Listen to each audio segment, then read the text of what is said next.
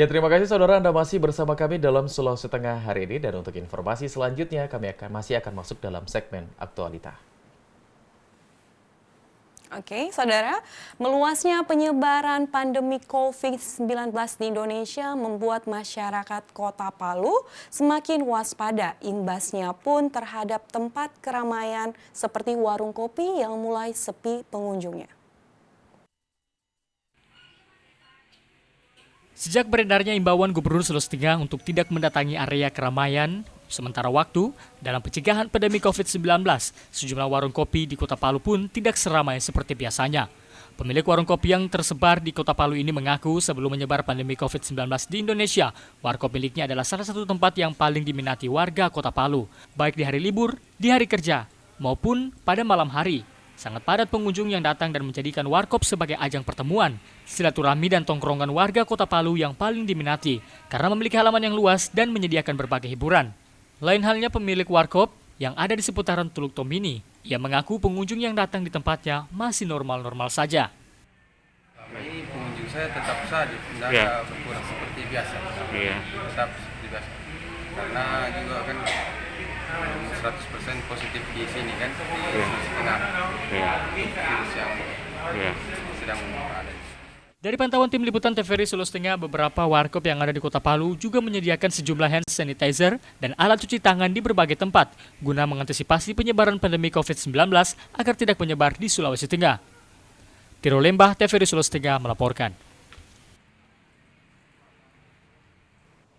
Ya saudara, di tengah mewabahnya pandemi COVID-19 yang masuk di wilayah Indonesia, TVRI sebagai lembaga penyiaran publik intensif memberikan informasi bermanfaat bagi masyarakat tentang pandemi COVID-19.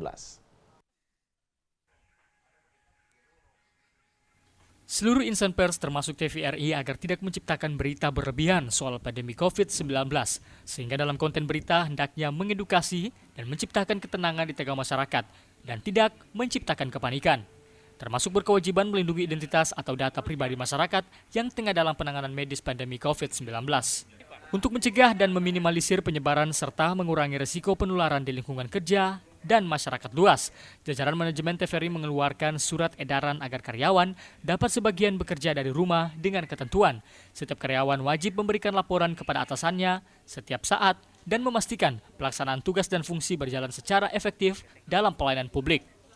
Untuk di lingkungan kerja, setiap karyawan dan kru yang bertugas wajib memperhatikan langkah-langkah untuk menekan penularan pandemi COVID-19 dengan terus menjaga kebersihan dan mencuci tangan setiap saat. Kru yang bertugas pun wajib menggunakan hand sanitizer atau cuci tangan sebelum melakukan operasi peralatan yang digunakan. Pihak TVRI Sulteng sendiri juga menyediakan hand sanitizer, sarung tangan, bila diperlukan di setiap ruangan, lingkungan tempat kerja masing-masing. Tiro Lembah, TVRI Sulawesi Tengah melaporkan. Saudara, untuk mengantisipasi bahaya bencana maupun penyebaran berbagai virus dan berbahaya yang masuk di wilayah Kota Palu, sejumlah jamaah berdoa dan berzikir bersama agar lebih dekat bersama Allah Subhanahu wa Ta'ala.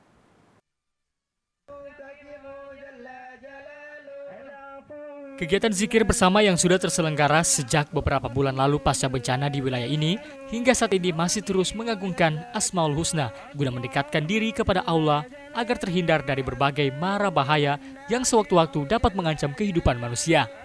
Di antaranya gempa bumi, tsunami, ancaman virus berbahaya seperti pandemi COVID-19 yang lagi menyebar ke berbagai negara saat ini. Seperti yang tersirat dalam firman Allah Subhanahu wa Ta'ala, dan pasti kami timpakan kepada mereka sebagian siksa yang dekat di dunia sebelum azab yang lebih besar di akhirat, agar mereka kembali ke jalan Allah, yaitu jalan yang benar.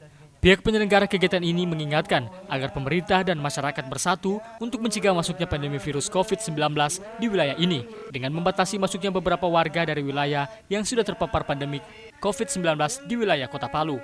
Sementara kegiatan zikir dan doa bersama ini akan terus diselenggarakan selama belum masuknya COVID-19 ke wilayah Kota Palu dan Sulawesi Tengah pada umumnya.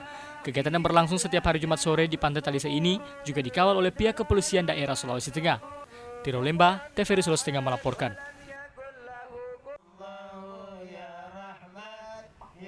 Ya, Saudara, Kepala Dinas Kesehatan Provinsi Sulawesi Tengah meminta kepada seluruh masyarakat Sulawesi Tengah jika ada yang melakukan penimbunan masker maupun hand sanitizer, segera melaporkan ke pihak berwajib.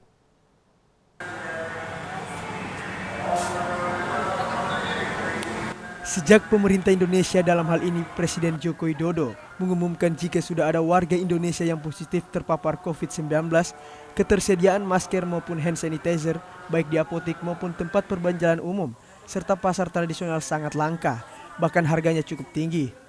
Untuk mencegah agar tidak ada lagi masyarakat yang melakukan penimbunan baik masker maupun hand sanitizer, pihak Dinas Kesehatan Provinsi Sulawesi Tengah bekerja sama dengan Kepolisian Daerah Sulawesi Tengah untuk melakukan inspeksi mendadak di sejumlah apotik dan tempat perbelanjaan umum. Kepala Dinas Kesehatan Provinsi Sulawesi Tengah Dr. Reni Lamajido meminta kepada seluruh masyarakat Sulawesi Tengah untuk melaporkan kepada pihak berwajib jika menemukan oknum dengan sengaja melakukan penimbunan masker dan hand sanitizer ataupun mengirim keluar daerah Sulawesi Tengah melalui jalur udara, darat maupun laut. Mengirim keluar masker di kargo, dan itu sudah ada 2 atau 3 tadi ya laporan dari Polda bahwa sudah ada yang didapat. Itu salah satu kita, karena kalau kami yang turun tidak ada punya kewenangan. Kita orang kan kalau Dinas Kesehatan tidak punya kewenangan untuk memeriksa orang, yang mempunyai kewenangan adalah Polda. Berdasarkan laporan dari pihak kepolisian kepada Dinas Kesehatan Provinsi Sulawesi Tengah, saat ini sudah ada 3 orang yang diamankan terkait dugaan penimbunan masker dan hand sanitizer, serta dengan sengaja menaikkan harga jualannya. Saat ini ketiga tersangka diamankan di Polda Sulawesi Tengah untuk menjalani pemeriksaan lebih lanjut. Gapdika Chandra, kontributor TVRI Sulawesi Tengah. Pemirsa, Dinas Pendidikan dan Kebudayaan Kota Palu saat ini telah mengalihkan aktivitas belajar para peserta didik ke rumah masing-masing atau menggunakan teknologi komunikasi. Sementara untuk pelajar yang tidak memiliki gadget, diharapkan belajar secara manual untuk pencapaian kurikulum yang telah diajarkan. Untuk mengantisipasi penyebaran wabah COVID-19 di wilayah ini, pemerintah Kota Palu dalam hal ini Dinas Pendidikan dan Kebudayaan Kota Palu mengalihkan aktivitas belajar para peserta didik ke rumah masing-masing dengan menggunakan teknologi komunikasi.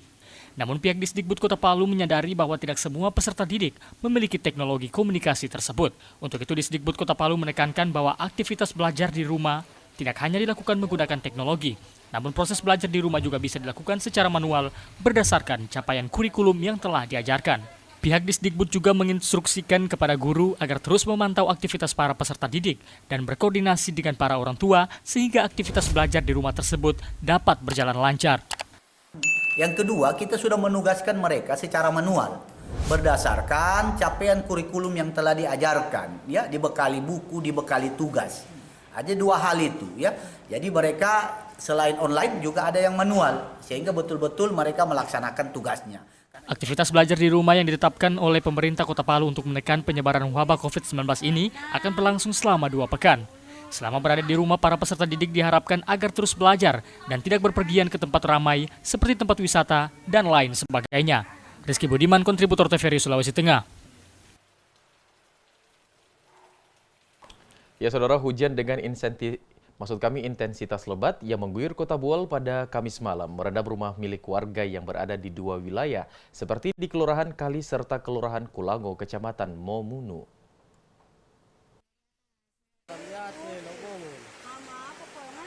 Inilah video amatir yang diabadikan oleh sejumlah warga pada saat kondisi rumah warga di 2 wilayah yang berada di Kelurahan Kali serta Kelurahan Kulango di Kecamatan Momunu, Kabupaten Buol yang dilanda banjir setinggi 30 cm. Hujan deras yang mengguyur di Kecamatan Momunu tersebut memaksa para warga untuk menyelamatkan harta bendanya ke tempat yang lebih aman. Bahkan sebagian besar para warga menyimpan barang-barang mereka di tepi jalan dikarenakan kondisi rumah yang terendam banjir. Intensitas hujan yang cukup lebat membuat luapan air tidak dapat menampung selokan yang baru saja dibangun, di mana pada akhirnya meluber ke rumah-rumah warga, bahkan hingga mengenangi rumah ibadah. Sejumlah ruas jalan, perkantoran, sekolah, dan fasilitas lainnya tidak luput dari air bah. Sehingga sejumlah pengendara khususnya roda 2 dan roda 4 banyak mencari jalan alternatif untuk menghindari sejumlah kawasan yang dikepung banjir. Warga berharap kepada pemerintah setempat untuk kembali melakukan penataan ulang drainase agar ketika hujan datang, air yang mengalir di dalam drainase tidak meluber hingga ke rumah warga. Muhammad Sabran, kontributor TVRI Sulawesi Tengah.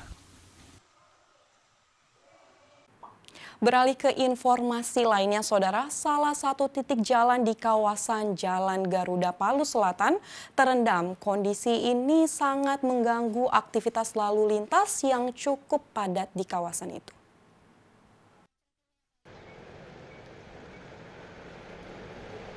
Inilah kondisi salah satu titik jalan di kawasan Jalan Garuda saat diguyur hujan. Seperti saat turun hujan Kamis malam hingga Jumat siang kemarin, salah satu titik jalan di kawasan Jalan Garuda Palu Selatan itu tergenang air hingga belasan sentimeter. Kondisi ini sangat mengganggu aktivitas lalu lintas di kawasan itu. Terlebih arus lalu lintas di kawasan ini cukup padat. Karena genangan air yang cukup dalam hingga belasan sentimeter, untuk jenis mobil tertentu yang agak rendah harus lebih berhati-hati. Genangan air hingga belasan sentimeter yang selalu terjadi di kawasan ini setiap diguyur hujan karena dataran di kawasan jalan tersebut rendah dan rusak. Sebaliknya saat terik matahari, di kawasan ini selalu berdebu dan sangat mengganggu pengguna jalan.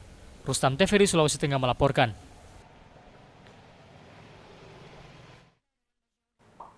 Ya saudara, masih banyak informasi menarik lainnya dan setelah jeda pariwara berikut Anda bisa bergabung bersama kami untuk memberikan aspirasi Anda di segmen aspirasi masyarakat. Tetaplah bersama kami di program Sulawesi Tengah hari ini.